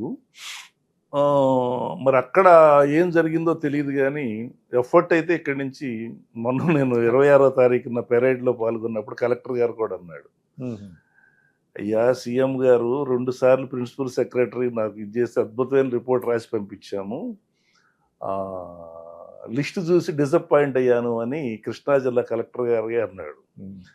ఎందుకు సార్, అది వచ్చేది అక్కడ ఉన్నారు, మా దేవుడు మాకున్నాడు, నాకు కూడా యోగం ఉండాలి కదా సార్. అప్పుడు చాలా స్పోర్టివ్గా తీసుకున్నారా? చాలా స్పోర్టివ్గా తీసుకున్నా. ఎందుకంటే నేను అప్పుడు కూడా చెప్తూ ఉన్నా, నాకు చంద్రబాబు నాయుడు గారు ఉన్నారు, ఈ ఏడు కాబట్టి నెక్స్ట్ ఇయర్ వస్తుంది, నెక్స్ట్ ఇయర్ కాబట్టి నెక్స్ట్ ఇయర్ లేదు, గోపాలకృష్ణ రాగు అంటే ఆగిపోతా, అంతేగాని వేరే రకంగా నేను తీసుకోను. ఓకే, మీరు గత ప్రభుత్వంలో అంటే చంద్రబాబు గారు గవర్నమెంట్లో ఉన్నప్పుడు కూడా ఇదే పదవి అంటే అవును నాటక అకాడమీకి చైర్మన్గా పనిచేసినప్పుడు మీ మీద కొన్ని ఎలిగేషన్స్ రావడం, అదేవిధంగా తర్వాత గవర్నమెంట్ మీ మీద కొంత వేధింపులకు గురి చేసిందనే టాక్ కూడా ఉంది. వేధింపులు ఏం గురి చేయలేదు కానండి, ఎందుకు లేనిపోయిన మాటలు మళ్ళీ ఆ గవర్నమెంట్ మీద. కాకపోతే ఏంటంటే నాతో పాటు నటించినటువంటి కొంతమంది అకాడమీ నుంచి వాళ్ళు సహకారం కూడా తీసుకుని వాళ్ళ మంచి వాళ్ళని నిరూపించుకోవడానికి ఒక అవినీతి పరుడిని నాటక అకాడమీకి చైర్మన్గా వేశారని ఒక కంప్లైంట్లో రాసి మీ మీద అక్కడ అప్పుడు అవంతి శ్రీనివాస్ గారు ఉండేవాడు కదా, అవంతి శ్రీనివాస్ గారికి కంప్లైంట్ చూసేవాడు, అప్పుడు కల్చరల్ మినిస్టర్ ఆయన, దాన్ని ఎంక్వైరీ పెట్టమని వచ్చింది. ఎంక్వైరీలు ఏముంటుంది, మొత్తం కంప్యూటరైజ్డ్ అది. ఎవడో ఒకడు అవినీతి జరిగితే నా దగ్గర నుంచి రూపాయి తీసుకున్నాడు అని చెప్పాలి. ఎంత ఉంది మీకు ఫండ్, ఎంత ఉంది? 2 కోట్లు. ఇది ప్రయాణమా? ప్రయాణం సంవత్సరానికి 2 కోట్లు. సో అందులోనే జీతభత్యాలు రెంట్లు ఇవన్నీ పోగా కొంత సహాయం చేస్తారు. మొత్తం ఎక్కువ సమాజాలకు చేశా, విపరీతంగా పేరు వచ్చింది నాటక సమాజాలు. 2 లక్షలు ఇచ్చి జిల్లాకి మాక్సిమం ఎంత ఇస్తారు ఒక్కో నాటక సమాజం? నాటకం యొక్క స్టాండర్డ్ని బట్టి ఇచ్చేవాడు. సాంఘిక నాటకానికి ఒక 30,000 20,000 అట్లా ఇచ్చేవాడు. పౌరాణిక నాటకానికి 40, 50, 30. 30-40 వేలతో నాటకం ఆడేయగలరా? అయ్యో, అసలు 10,000 ఇచ్చేవాళ్ళు లేని పరిస్థితుల్లో మనం 30,000 ఇష్టం చాలా ఎక్కువ అనిపించింది. ఆర్టిస్టులకు ఇవ్వాలి, రెంట్లు వేసేవాడు, చాలా సంతోషాలండి. కాస్ట్యూమ్స్, మేకప్లు అవుతాయి. అంటే మనం ఒక 10 ఏళ్ల క్రితం, 5 ఏళ్ళు 6 ఏళ్ల క్రితం, 6 ఏళ్లకి ఇప్పుడు పరిస్థితులు మారినాయి. స్పాన్సర్స్ వస్తున్నారండి, వాళ్ళు తెచ్చుకుంటారు పాపం. మనం కొంత ఇస్తే కొంత ఉన్నారా అట్లాగా సపోర్ట్ చేసేవాళ్ళు ఉన్నారు. కమిటీస్ ఉన్నాయి కదా, దేవస్థానం కమిటీ, వాళ్ళల్లో పోషించే వాళ్ళు ఉన్నారు. ఎక్కువ ఈ అంటే ఫెస్టివల్స్ అప్పుడు చేస్తా ఉంటారు, పండుగలు ఫెస్టివల్స్ కూడా వెళ్ళి మీరు వాళ్ళకి స్టేజీలను, భోజనాలు, మైకులు అవి ఇవ్వండి, మీరు రెమ్యూనరేషన్. ఇప్పుడు బాగా పాపులర్ నాటకాలు ఏంటండి ఇప్పుడు ఆంధ్రప్రదేశ్లో? ఉన్నాయండి నాటకాలు. అంటే మనం ఒక పేరు చెప్తే ఒక పేరు చెప్పకపోతే బాగోదు. అంటే నేను అనేది నాటకాల పేర్లు కాదు అంటే ఇప్పుడు మీరు ఇందాక శ్రీనాథుడిది ఉంది, శ్రీనాథుడు, అదేవిధంగా బ్రహ్మం గారు, అట్లాగా నేను అనేది వాళ్ళ జీవితాలకు సంబంధించి. మనకి నాటకాలంటే జీవనాటకాల్లాగా ఇంకా బ్రహ్మాండంగా ప్రతి చోట ఏదో ఒక రోజు ప్రదర్శింపబడుతున్న నాటకాల్లో హరిశ్చంద్రుడు ఉందండి, హరిశ్చంద్రుడు, చింతామణి ఉందండి. చింతామణిని ఆ గవర్నమెంట్ నిషేధించిందండి. అయినా కూడా పాపం ఆర్యవైశ్య మహానుభావుల యొక్క దాన్ని పట్టించుకోకుండా వదిలేయటం వల్ల మళ్ళీ ఇప్పుడు దాని మీద ఆడుకుంటున్నారు. కొంతమంది కంప్లైంట్ చేశారు కదా, కంప్లైంట్ చింతామణి అంటే వీళ్ళు అందులో కొంత language బూతులు ఒక- అవన్నీ. ఆ కమ్యూనిటీని బాగా వైశ్య కమ్యూనిటీని అవమానపరుస్తున్నారని, ఆ పాత్రలు అలా ప్రవర్తిస్తున్నాయని చెప్పేసి అది నిజమే, అది కొంత జరుగుతుంది. అది వాళ్ళు తెలిసి చేయటం కాదు. అంటే ఒరిజినల్ కాళ్ళకూరి నారాయణరావు గారు కదా అది రాసి. ఆయన రాసిన దాంట్లో అక్కడ చిన్న చిన్న డైలాగులు ఉన్నాయి, కానీ ఈ ఎక్స్టెండ్ చేసి చెప్పడం అనేది ఆ రోజు ఉన్న గండికోట జోగినాథం గారి దగ్గర నుంచి, అరవపల్లి సుబ్బారావు గారి దగ్గర నుంచి ఉన్నాయి అవి. రేలంగి వెంకటరామయ్య గారి దగ్గర నుంచి ఆ పాత్రని హైలైట్ చేసుకుంటూనే సొంత డైలాగులు పెట్టుకుంటూ వచ్చినాయి. సొంత డైలాగులు ఇప్పుడు వచ్చిన వాళ్ళు కొత్తగా పెట్టినవి ఏం కాదు, కానీ ఆ రోజుల్లో అంత స్పోర్టివ్ గా తీసుకున్నారు. తర్వాత యువతరం వస్తుంది కదా. ఇప్పుడు నేను ఒకసారి 2000 సంవత్సరంలో బ్రహ్మానందం గారు ఏమన్నా అంటే, మన సినిమా యాక్టర్ పద్మశ్రీ బ్రహ్మానందం గారు నన్ను పిలిచి, గోపాలకృష్ణ గారు మనం కళాకారులకు ఏదైనా హెల్ప్ చేద్దాము, నేను సుబ్బిశెట్టి వేషం వేస్తాను, చింతామణి నాటకం విజయవాడ పెట్టండి, మనం చేద్దాం అన్నారు. అప్పుడు దొరగారు, హెచ్ఏ దొరగారు గౌరవనీయులు నన్ను బాబా గారి దగ్గర నాటకం వేయించి బ్రాస్లెట్ ఈ అదృష్టం అంతా నాకు పట్టించి, సాయిబాబా గారు సాయిబాబా గారు నాటకం వేసి, పుట్టపర్తి పుట్టపర్తి బాబా గారు. మీరు వేశారా? నేను వేసాను. సాయిబాబా గారు నాకు ఆయన గాలిలోంచి సృష్టించి ఇచ్చింది ఇది, ఈ బ్రాస్లెట్. ఏ నాటకం వేశారు ఆయన? రాయబారం, కృష్ణుడే వేశారు. శ్రీకృష్ణ రాయబారం. ఆ శయనం దృశ్యంలో సెట్ వేస్తే తీసేసి ఆయన పడుకునే మంచం కూడా వేశారు. అది దొరగారే పట్టుకొచ్చి స్టేజ్ మీద వేశారు పట్టుకుని. దొరగారు తర్వాత అడిగారు, ఆ పడుకున్నప్పుడు నీ ఫీలింగ్స్ ఏమిటని. దాని మీద ఒక అద్భుతమైన అనుభవం జరిగింది. ఆ ఫ్లై అయిపోతున్నటువంటి కాన్షియస్ వచ్చింది. మీకా? నమస్కారం పెట్టుకుంటే కానీ, అందుకే నేను బాబా గారిని అంతగా నేను విశ్వసించి ఆరాధిస్తాను. నా తర్వాత ఒక గంట సేపు మాట్లాడారు ఆయన. అలాంటి అదృష్టాలన్నీ పట్టినాయి ఈ పద్య నాటకం ద్వారా. మనం ఎక్కడ ఉన్నాం ఇప్పుడు? అదే అంటే ఇప్పుడు ఏది పాపులర్ అనే దాని మీద పాపులర్ నాటకాలు అనేక నాటకాలు ఉన్నాయి. అంటే ఇప్పుడు జీవ నాటకాలు అంటున్నారు కదా, ఈ చింతామణి, రాయబారం, మరి హరిశ్చంద్ర, ఇవన్నీ నడుస్తూనే ఉన్నాయి. వీటి మీద కళాకారులు బతుకుతూనే ఉన్నారు. ఇప్పుడు ఏం జరుగుతుంది? ఎంతమంది ఉంటారండి ఇప్పుడు ఏపీలో ఈ కళాకారులు? అంటే పూర్తిగా ఈ ప్రవృత్తినే వృత్తిగా చేసుకున్న వాళ్ళు? నేను ఆ లెక్కలే ఇప్పుడు తీసుకోవాలని చెప్పేసి అకాడమీ నుంచి నేను రేపు ప్రెస్ మీట్ పెట్టబోతున్నాను.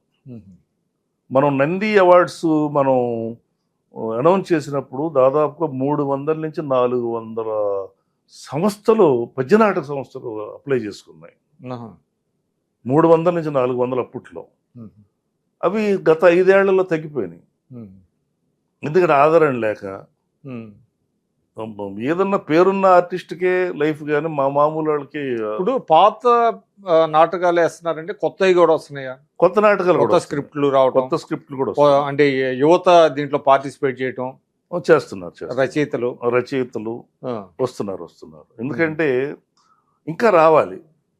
మంచి మంచి వాయిస్లతో పాడగలిగిన పిల్లలు వస్తున్నారు, కుర్రాళ్ళు చాలా మందిని ఐడెంటిఫై చేసి ఈ మధ్య. తెలంగాణలో కూడా బాగా వాళ్ళు మొత్తం అన్ని జిల్లాల్లోనూ ఈ పాలక వర్గాలు ఎన్నుకుని ఎలక్షన్స్ జరుపుకుని దాన్ని ఒక తెలంగాణ నాటక సమాజాల సమాఖ్య అని చెప్పేసి ఒక కాన్స్టిట్యూషన్ అద్భుతంగా డెవలప్ చేశారు. ఇక్కడ ఏం జరుగుతుంది? ఆంధ్రప్రదేశ్లో నాటక నటులు ఉన్నారు, వీళ్ళందరూ ఒక చోటగా మనం ఏదైనా కోరిక సాధించుకుందాము అని ఒక ఉమ్మడిగా పనిచేసేటువంటి నేచర్ కోల్పోయారు, ఎందుకో తెలియదు. అది ఇందాక మీరు మళ్ళీ మధ్యలో వెళ్దాం. అదే బ్రహ్మానందం గారు బ్రహ్మానందం గారు వేద్దామని చెప్తే నేను చింతామణి నాటకాన్ని తీసుకుని అనౌన్స్ చేశాను. అనౌన్స్ చేసిన తర్వాత ఆర్యవైశ్య సంఘం దీన్ని వేయటానికి వీల్లేదని 2-3 రోజులు అడ్డం పెట్టింది.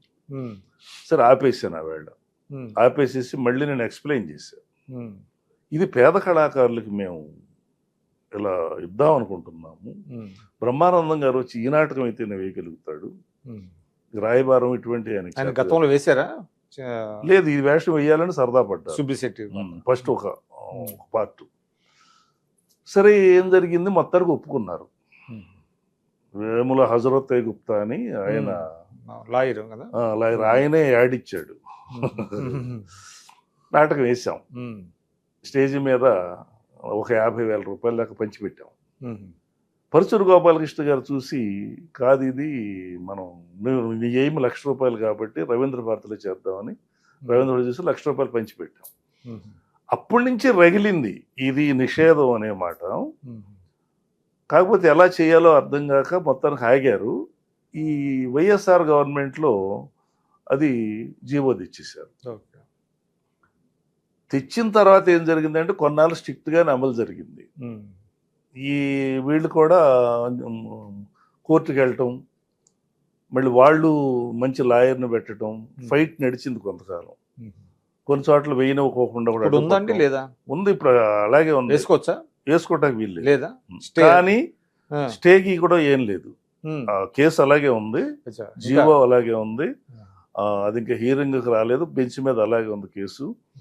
బట్ ఆర్యవేశుల ఔదార్యం చేత వాళ్ళు నాటకాలు వేసుకుంటున్నారు. ఇప్పుడు ఏమైంది, చంద్రబాబు నాయుడు గారు ప్రభుత్వం వచ్చిన తర్వాత, మళ్ళీ నేను అకాడమీ చైర్మన్ అయిన తర్వాత, మరి ఇది ఆలోచించండి అని చెప్పేసి కొంతమంది నన్ను అడగటం జరిగింది.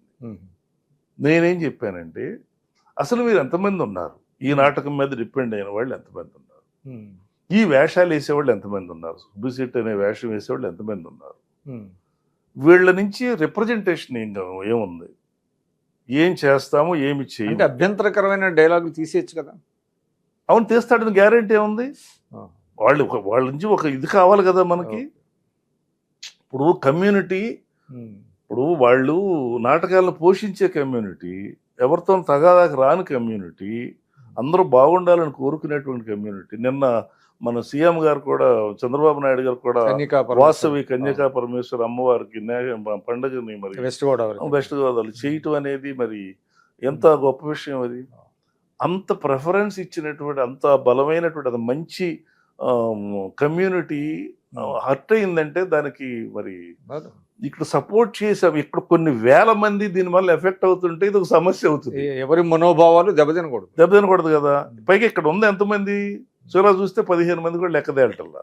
సో ఇప్పుడు మీ నాటక పరిషత్ ద్వారా, అకాడమీ ద్వారా మీ ఏం చేయబోతున్నారండి దేనికి అంటే ఫ్యూచర్లో నేను ఏప్రిల్ నుంచి నేను చేయబోతున్న ప్రపోజల్స్ ఏంటంటే, 26 జిల్లాల్లో చంద్రన్న నాటకోత్సవాలు అనేటువంటి యొక్క స్కీమ్ని రివైవ్ చేయబోతున్నాను. ఎందుకు ముఖ్యమంత్రి గారి పేరు ఎందుకు పెట్టాలి మీరు? అంత ముందుదే అది. ఇప్పుడు ఏమీ లేని చోట తొలిగా ఇచ్చినటువంటి మహానుభావుడు ఆయన. సినిమాకి దీనికి ఎక్స్టెన్షన్ చేశారు. ఎస్, సినిమాకు ఉండేటప్పుడు నాటకానికి నంది ఇచ్చింది ఆయనే. కందుకూరి అవార్డ్స్ అని ఇచ్చాడు. జిల్లాకి 10 ఇచ్చేవారు అనమాట. 3 స్టేట్. కందుకూరి వీరేశలింగం తెలుగు నాటక రంగ దినోత్సవం అఫీషియల్ గా ఇచ్చింది కూడా చంద్రబాబు నాయుడు గారు. దాని సందర్భంగా అవార్డ్స్ జిల్లా స్థాయిలో 10, రాష్ట్ర స్థాయిలో 5, జిల్లా స్థాయిలో 5 అనుకుంటా, సారీ నాకు గుర్తులేదు. రాష్ట్ర స్థాయిలో 3 1 lakh అవార్డ్స్. అది హంస అవార్డులు ఇచ్చింది చంద్రబాబు నాయుడు. ఉగాది పురస్కారాలు ముందు నుంచి ఉన్నాయి అనుకుంటా. తర్వాత మన మాడుగుల నాగమణి శర్మ గారికి అక్కడ అవధాన పీఠానికి స్థలం ఇచ్చింది చంద్రబాబు నాయుడు. మరి ఆవిడ అన్నమయ్య కీర్తనలు పాడేటువంటి శోభారాజు గారికి స్థలం ఇచ్చింది ఆయన. పుల్లెల గోపీచంద్ అకాడమీకి స్థలం ఇచ్చింది చంద్రబాబు నాయుడు గారు. తర్వాత మరి ఓం శాంతి థియేటర్కి 30 ఎకరాల పైన వాళ్ళకి ఇచ్చింది చంద్రబాబు నాయుడు గారు. ఎందుకు మౌంట్ అబు వీళ్ళు ఉన్నారు కదా, బ్రహ్మకుమారిస్ కూడా ఆయన. అదే బ్రహ్మకుమారి ఓం శాంతి అండి. ఇంతమందికి ఇస్తే ఏనాడు కూడా వేదిక మీదకి వచ్చి మాకు చంద్రబాబు నాయుడు గారు ఈ స్థలం ఇచ్చారని కానీ, మేము ఇక్కడ ఈ ఫలాంత డెవలప్ చేశామని కానీ ఏమీ లేదు. ఎక్కడన్నా విన్నారా మీరు? అటువంటి మీరు అన్నట్టుగా ఈ అంశంలో ఆయనకి పెద్ద పేరు వచ్చినట్లేదు. అంటే ఎక్కువ మంది ఎక్నాలెడ్జ్ చేయాలి. ఎందుకేం చేయలేదండి, వాళ్ళు చెప్పలేదు ఎక్కడ. అంటే చంద్రబాబు గారిలో ఈ పార్శ్వం ఉందన్న విషయం చాలా మంది తెలియదు. నేనే పద్య రూపంలో రాసి ప్రచారం చేసే అప్పట్లో. ఏమని పద్యం రాశానప్పుడు? ఏం పద్యం? గుర్తురాట్ల సమయానికి నేను మళ్ళీ Okay. ఇస్తాను మీకు కావాలి. అయితే ఈ సందర్భంగా నేను ఒకటి చెప్పదలుచుకున్నాను. అంటే ఏ జాతి అయినా సరే, అంటే కొంత అతిశయోక్తి ఉండొచ్చు, కానీ ఏ జాతి అయినా కూడు గుడ్డ లేనిదే మనజాలుతుందేమో కానీ కళ సంస్కృతి లేకుండా మనజాలదు అనేటువంటిది ఒక ఆనుడు. ఎస్, అంటే మన కళని సంస్కృతిని కాపాడుకోవాలి. భాష, కళ, సంస్కృతి. పాలకులు దానికి ప్రోత్సాహం ఇవ్వాలి. ఆ విషయంలో చెప్పాలంటే మీరు అన్నట్టుగా చంద్రబాబు గారు చాలా చేసినప్పటికీ చాలా మంది తెలియకపోవడానికి కారణం ఏంటంటే తీసుకున్న వాళ్ళని చెప్పాలి కదా. అందుకని నేనేం చేశానండి, ఆయన పేరు పెట్టారా చంద్రన్న నాటకాలు. ఎస్, చంద్రన్న నాటకోత్సవాలను పెట్టడం తప్పేంటి? ఇప్పుడు ఇన్ని కళల్ని, ఇప్పుడు కృష్ణదేవరాయలు ఈ రోజు వరకు మనం తెలుసుకుంటున్నాము. ఇచ్చిన ప్రోత్సాహం ఆయన ఇచ్చాడని ఎవరు చెప్పారు? కవులు చెప్పారు, కళాకారులు చెప్పారు. మనం తీసుకున్న వాడిని కనీసం కృతజ్ఞత చూపించాల్సిన బాధ్యత అనేది కళాకారుడికి లేదా? నేను నిజంగా నిలదీస్తున్నా. ఏనాడన్నా వచ్చి స్టేజీ మీదకు కానీ ఎక్కడన్నా చెప్పారా ఈ స్థలం ఇవాళ మేము ఇక్కడ ఉంటున్నామంటే కారణం ఎవరు అనే విషయం, చంద్రబాబు నాయుడు గారు అనే విషయం చెప్పారా? అవధానపేట నిజంగా మీరు అన్నట్టుగా ఉమ్మడి రాష్ట్రంలో అవధానపేట ఇవాళ దాని వాల్యూ ఎంత? ఎవరిచ్చారు అది? మీరు ఒక్కళ్ళే ఉన్నారు అవధానం చేసేవాళ్ళు. నేను క్వశ్చన్ చేస్తున్నా. కనీసం చెప్పాల్సిన, ఎందుకంటే మీరు పెద్దవాళ్ళు, మీ నోటంటే చెప్తే ఆయనకి ఇప్పుడు చెప్పనందువల్ల ఆయనకు వచ్చిన నష్టం ఏం లేదు. కనీసం తరాలు తెలుసుకోవాలి కదా.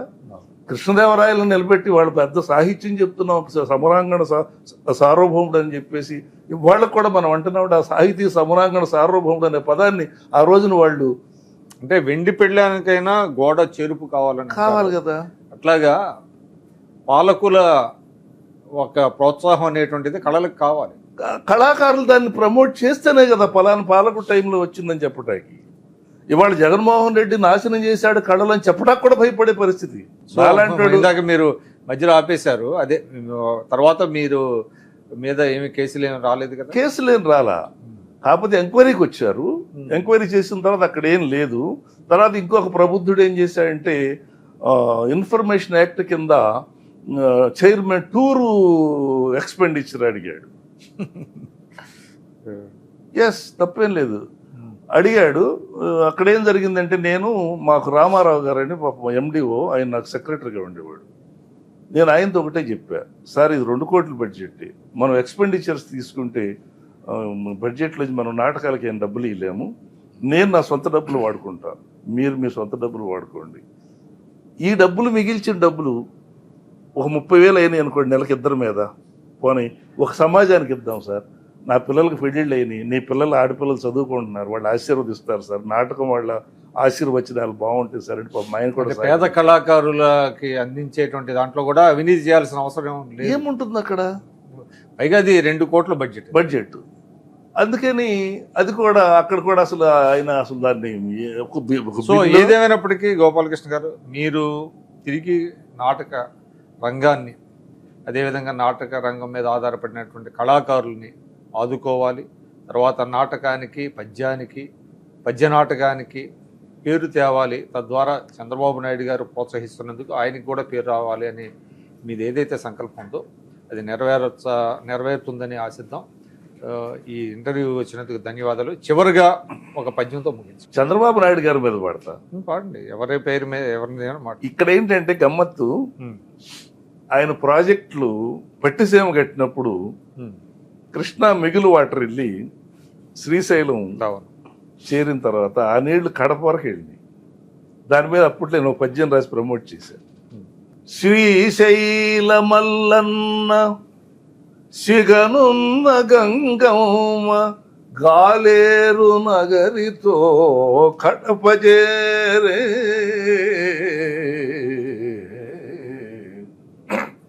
శ్రీశైల మల్లన్న సిగనున్న గంగమ్మ గాలేరు నగరితో కడప చేరే, ఎత్తిపోతల వచ్చి ఏరువాకను తెచ్చే, ముక్కారు పంటల ముచ్చుమర్రి పులివెందులను తాకి పురదాహమును దీర్చి, గాదెల నింపును గండికోట కరువు జిల్లాలకు కామధేనువు సుమా ఆకలి తీర్చంగ హంద్రినీవ కనుడు జలసిరితో సీమ కళల కాంతి చంద్రబాబన్న శ్రమలకు సాక్ష్యమిదియే తెలుగు రాముని ఆశయ కలలరేడు అపర భాగీరథుడు జన హృదయ నేత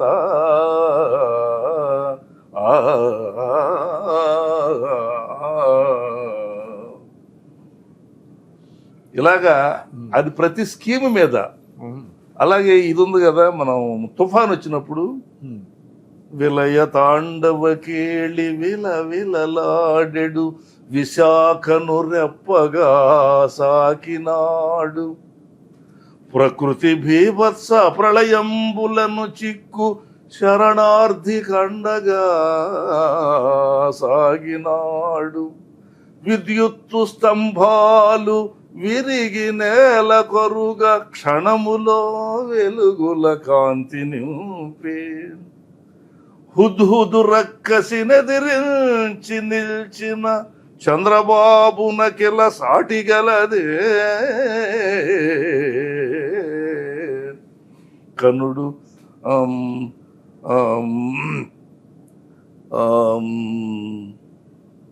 విశాఖ నగరం తర్వాత స్వచ్ఛ భారత విశాఖగాంచి మొదటి నగరాల వరుసలో మొదట నిలిపే చంద్రబాబన్న నీ శ్రమ సఫలమాయే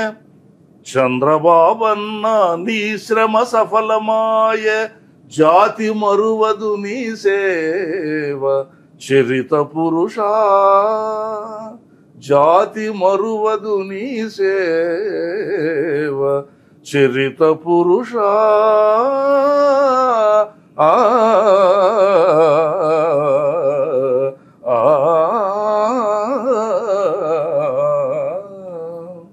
ఇలాగ ప్రతి ఇన్సిడెంట్ని ఒక పద్య రూపంగా తీసుకున్నప్పుడు బాగా చేసిండేవని పాపులర్ అయినాయి పద్యాలు. మొట్టమొదటి పద్యం అంటే ఇష్టం లేనివాడు నాదేంటంటే ఈ రకంగా పద్యం నేను చెలియో చెలకో పాడుతున్నంతసేపు ఓన్లీ దానికి ఇంట్రెస్టెడ్ పోయే ఆడియన్సే వింటారు. ఒక సాంఘిక ఇతివృత్తాన్ని, ఒక సమస్యని, ఒక పరిష్కార విధానాన్ని దీంట్లో పెట్టి నేను వెళితే పద్యం పాపులర్ అవుద్ది. పద్యం ద్వారా కూడా మనకు స్వాతంత్ర సమరంలో మన పద్యాలు చాలా ప్రముఖ పాత్ర వహించాయి. సో అలాగా ఈ పద్యాన్ని ఇలా పాపులర్ చేయొచ్చు అని చెప్పేసి నాకు ఒక ఆయుధం లాగా దొరికింది. గరిమెళ్ళ సత్యనారాయణ గారు. ఎస్. ఇది ఇంకొక గమ్మత్తైన విషయం ఏంటంటే, నేను పెద్ద కవిని గాను, మనం చదివిందే 10th క్లాసు, తర్వాత అంతా ఈ వాళ్ళే తిరుగుడు. రాయటం ఎలా వచ్చింది అని చాలా మంది అంటారు. అసలు నేనే రాస్తున్నాను అని కూడా అంటారు. అదే బాబా గారి దగ్గరికి వెళ్ళి ఆ పాయింట్ మీద పడుకున్న తర్వాత నాలో వచ్చిన మార్పులు, అంతకుముందు కొంచెం సిగరెట్లు అనేది, డ్రింక్ అనేది సహజంగా ఉండాల్సినవన్నీ ఉన్నాయి, అవన్నీ పోయినాయి. ఓకే. ఆ పోయిన తర్వాత ఒక సంగీతం శాస్త్రీయంగా నేర్చుకునే అవకాశం, హార్మోనియం ప్లే చేసే అవకాశం, రాస్తూ ఉండగా ఆర్డర్ అయిపోయి తర్వాత పెద్దవాళ్ళకు చూపిస్తే బాగుంది, నువ్వు నేర్చుకునే సులక్షణ సారం పుస్తకం చదువుకోవటం, దాన్ని యతిప్రాసలన్నీ కూడా అధ్యయనం చేయటం, అలా వచ్చేస్తూ ఉంది. అది అమ్మవారి అనుగ్రహం, బాబా గారి బ్లెస్సింగ్స్ అన్నట్టుగా నేను ఫీల్ అవుతూ చాలా జాగ్రత్తగా ఉంటాం. మొన్న కూడా ఈ పాటలన్నీ నేనే రాసుకున్నా. ఇది మొన్న ఎలక్షన్ మీకు తెలిసిన పాట తెలుసు కదా. మొత్తానికి మీరు అంటే తెలుగు నాటక రంగానికి చేసినటువంటి కృషి, సరే మీకు పద్మశ్రీ ఈ సంవత్సరం రాలేదు, తర్వాత వచ్చినా మీరు అన్నట్టుగా రాకపోయినా కూడా మీకంటూ ఒక గుర్తింపు ఉంది దేశ విదేశాల్లో. మొత్తం మీద చంద్రబాబు నాయుడు గారు కూడా మీకు తగిన ప్రోత్సాహం అందించటం, ఇవన్నీ చూసినట్లయితే ఇంకొకటి సార్, చంద్రబాబు నాయుడు గారు ఇక్కడ ఒక విషయం చెప్పుకోవాలి. మళ్ళీ నేను బాగా దగ్గర అవటానికి కారణం కూడా మన టీడీ జనార్దన్ అన్న గారు, మన ఎన్టీఆర్ కమిటీకి ఇప్పుడు ఆయన చైర్పర్సన్గా ఉన్నారు కదా, చైర్మన్గా. ఎందుకంటే 2016లో గెలిచినప్పుడు, 14 కదా అది, గెలిచినప్పుడు నేను వెళ్ళి కలిసా. కలిసినప్పుడు ఆయన జనార్దన్ గారిని పిలిచి గోపాలకృష్ణకి గవర్నమెంట్లోనూ పార్టీలోనూ కేర్ తీసుకోమని అప్పచెప్పారు. అప్పటి నుంచి ఆయనతో నేను అనుబంధం మమేకం అయిపోయి అలా ఉన్నాము. అది ఎంతో అనుబంధంగా మారింది. ఈ రోజు నేను ఎన్టీఆర్ కమిటీలో కూడా నేను మెంబర్గా రావడానికి, నేను ఏదన్నా చేసినా చంద్రబాబు గారి దృష్టికి తీసుకెళ్ళటానికి బాగా చేస్తున్నాడు. ఒక వారధిలాగా ఉన్నారు. మరి ఆయన లేకపోతే ఎలా వెళ్తుంది? మనం ఏం చేసినా కూడా రోజు కలవలేం కదా చంద్రబాబు గారిని. అప్పుడంటే ఇక్కడ ఉండగా కలిసేవాళ్ళం, గవర్నమెంట్లో ఎక్కడ కలుస్తాం? అక్కడికి 2 సార్లు నువ్వు యాక్టివ్గా ఉండాలన్నారు. నాకు యాక్టివ్గా ఉండటం ఏంటి నాకు అర్థం కాల. పార్టీలో ఏం తీసుకోవాలి? పార్టీలో నాకు ఒక్క పదవి లేదు. సో అవసరం లేదు, మీరు మీ పద్యం ద్వారానే ప్రజల అంటే వాళ్ళ హృదయాలని అది అదృష్టం. పార్టీ ద్వారా కావచ్చు, అది అదృష్టం. అది నేను అందుకే ఇప్పుడు కూడా నేను కొంచెం దూరంగానే ఉంటాను. సార్ దగ్గరికి మాత్రం కనపడగానే వెళ్ళిపోతాను. చంద్రబాబు నాయుడు గారు చూస్తే ఆగలేదు నేను. మరి అదేంటో తెలియదు నాకు. ఎందుకంటే నాకు ప్రలోభాలు వచ్చినాయి. నాకు వేరే నువ్వు అక్కడెందుకు, నువ్వు ఇటు వచ్చేయమని చెప్పేసి కమ్యూనిటీ పరంగా కూడా నన్ను నువ్వు అక్కడెందుకు నువ్వు ఇక్కడికి వచ్చేసేయి అని అంటే నాకు ఎందుకు నా మనసు ఒప్పలేదు. నేను ఇంక జీవితంలో నాకు నా నాయకుడు ఓన్లీ చంద్రబాబు నాయుడు. ఆయన తప్పితే ఇంక నేను జీవితంలో వదులుకోలేను. ఆయన నన్ను వదిలేసేసినా కూడా నేను ఆయన వదులుకోలేను. ఆయన నాకు ఏమి ఇవ్వకపోయినా వదులుకోలేను. నేను ఇచ్చారు కదా, విషయం చెప్తాను. నేను మీ ప్రతిభని గుర్తించి ఆయన రెండోసారి కూడా ఇవ్వటం అనేటువంటిది చాలా గొప్ప విషయం. అందరూ దాని తర్వాత అందరూ అమ్మో రెండోసారి ఇచ్చాడు వీడు ఎంత ఇంపార్టెంటో అని. ఏదేమైనప్పటికీ ధన్యవాదాలు గోపాలకృష్ణ గారు. మీరు ఈరోజు రావటం, మీ అద్భుతమైనటువంటి గాత్రం ద్వారా మీకున్నటువంటి సబ్జెక్టు, అదేవిధంగా చాలామందితో మీకు అనేక మందితో గొప్ప వ్యక్తులతో పరిచయాలు ఉన్నాయి. ఈ పరిచయాలన్నీ ఉపయోగించుకొని మీకున్నటువంటి ప్రతిభతో, ప్రభుత్వ ప్రోత్సాహంతో తెలుగు నాటక రంగానికి మళ్ళీ పునర్వైభవం తేవాలని ఆశిద్దాం. నమస్కారం, ధన్యవాదాలు. నమస్కారం అండి. మీ ద్వారా ప్రజల్లోకి వెళ్తున్నాను. ఇందులో సుమన్ టీవీ, మా విక్రమ్ పోలా గారు ఈరోజు నాకు ఈ అవకాశం ఇచ్చి మరి 10 మందికి నేను చేసే యాక్టివిటీ ఏంటో నేనేంటో తెలిసేటువంటి అవకాశం. ఎందుకంటే విస్తృతంగా వెళుతోంది ఈ మధ్య మీ టీవీ. సో ఇది నాకు మళ్ళీ ఒక ప్రమోషన్ లాంటిది. అట్లాగేం లేదనుకోండి. కాబట్టి నాకు మరి మీకు సుమన్ టీవీ యాజమాన్యానికి కూడా ప్రత్యేకంగా నా ధన్యవాదాలు తెలుపుకుంటున్నాను. నమస్కారం. సుమన్ టీవీలో మీ పర్సనల్ అండ్ బిజినెస్ ప్రమోషన్స్ కోసం కింది నెంబర్కి కాంటాక్ట్ చేయండి.